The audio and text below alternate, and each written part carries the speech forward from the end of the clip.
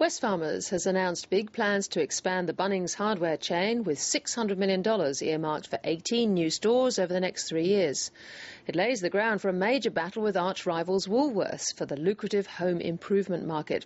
Woolies has done a deal with US hardware giant Lowe's to set up 30 new stores, the first of which they aim to have open by the end of next year. Here's Alicia Barry.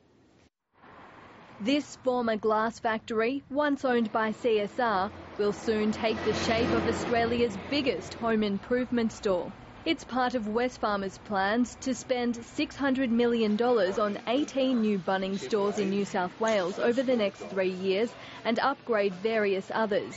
It's a move that will boost its 16% share of the home improvement sector nationally. We're a little bit underweight in the New South Wales market compared to other markets that we're in. And we see a great opportunity to increase our network presence. Bunnings benefited from cheaper property prices during the global financial crisis when it acquired many of the new sites. Analysts say this will help put it on the front foot as it prepares to go head-to-head with Woolworths and US giant Lowe's, who will soon enter the market. Bunnings has clearly been ready for an all-out war in the home improvement industry, and it will be a tough couple of years.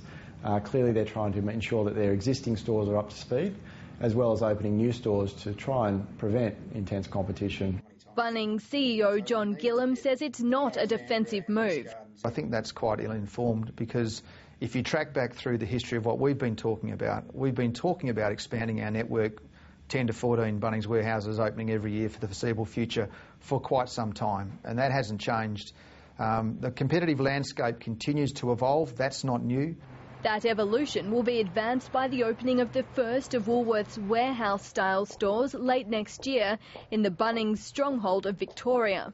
As for its part, Woolworths wasn't prepared to comment on its competitors' moves, but it did say its plans to acquire 150 sites over the next 5 years are on track or ahead of schedule. And in the rush to keep up, retail analysts say Woolworths needs to choose its locations carefully. To get that number of sites in that timescale, I think they're going to have to accept some B-grade sites.